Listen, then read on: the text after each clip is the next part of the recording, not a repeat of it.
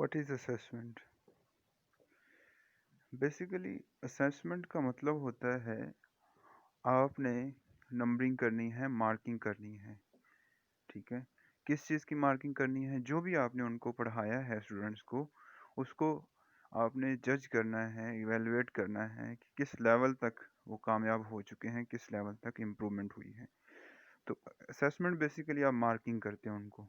ठीक है, किसी के 20 नंबर हैं, किसी के 40 नंबर हैं, किसी के 50 नंबर हैं।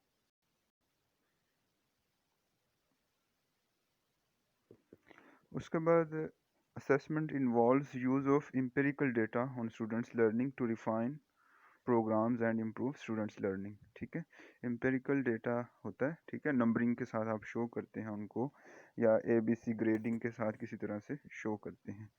ठीक है, उसके बाद assessment is the process of gathering and discussing information from multiple and diverse sources in order to develop a deep understanding of what students know, understand, and can do with their knowledge as a result of their educational experiences। ठीक है जी, ये होता है, data होता है जिसके ज़रिए पता चलता है कि स्टूडेंट्स ने आज तक क्या सीखा है और वो आगे क्या कर सकते हैं। ठीक है, उसके बाद कुछ इसके फंडामेंटल कंपोनेंट्स होते हैं असेसमेंट के। बेसिकली 4 फंडामेंटल कंपोनेंट्स होते हैं। फर्स्ट ये है कि आप formulate statement of intending learning outcomes. पहले तो आप कोई आउटकम्स तय करें कि फॉर एग्जांपल हमने लिसनिंग स्किल्स सिखाने हैं। ठीक है, ये आउटकम हो गया, लिसनिंग स्किल्स हमने सिखाने हैं या स्पीकिंग स्किल्स सिखाने हैं। उसके बाद है डेवलप और सिलेक्ट असेसमेंट मेजर्स।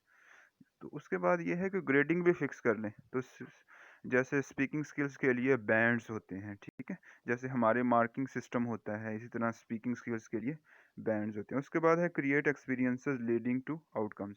उसके बाद कुछ ना कुछ एक्सरसाइजेज, कुछ एक्टिविटीज़, एक्सपीरियंसेस बनाएं जिनके जरिए आपने स्पीकिंग स्किल्स को जज करना है। उसके बाद है G discuss and use assessment as result to improve learning. उसके बाद खुद से डिस्कस करें, दूसरे प्रोफेसर से डिस्कस करें, स्टूडेंट से डिस्कस करें, या जो सेट रूल्स हैं डिग्रीज वगैरह के, उनके साथ टैली करके देखें आया कि स्टूडेंट कामयाब हुआ है कि नहीं हुआ। So basically there are 4 fundamental elements of assessment. ये आगे इनकी डिटेल्स हैं। ये असेसमेंट साइकिल होता है। ठीक है, इसकी भी 4 मेजर स्टेप्स हैं। इनको कहते हैं प्लान, डू, चेक और एक्ट। ठीक है, first of all you should plan what do I want to teach students. ठीक है, या फिर what do students want to learn, कि स्टूडेंट्स ने क्या सीखना है, पहले तो प्लान करें। ठीक है, without planning there is nothing. उसके बाद ये है कि जी आप डू करें, जो पढ़ाना है, जो प्लान किया उसको इफेक्टिवली डू करें, यानी टीच करें। देन चेकिंग है कि अब कोई एक्टिविटी, कोई टेस्ट की शक्ल में कुछ करवाएं ताकि पता चले कि हाँ जो मैंने प्लान किया है, जो मैं करवा रहा हूँ, प्लान को एक्ट करवा रहा हूँ, डू करवा रहा हूँ, वो किसी काबिल है भी कि नहीं। ठीक है, वो फ़ायदेमंद है कि नहीं। उसके बाद ये है कि एक्ट करें उसके अकॉर्डिंग। स्टूडेंट्स को प्रमोट करना है, प्रमोट करें उनको, दोबारा से जो है वो कुछ पढ़ाना पड़ता है वो पढ़ाएं, कोई चीज़ों की कमी रह गई है उनके ऊपर फोकस करें, आपके टीचिंग मेथड में कुछ कमी है उसको पूरा करें। ठीक है, so this is the cycle of assessment and it has 4 basic ingredients. First of all, plan, then act upon that plan or do that plan, then check the results of that action and afterwards decide।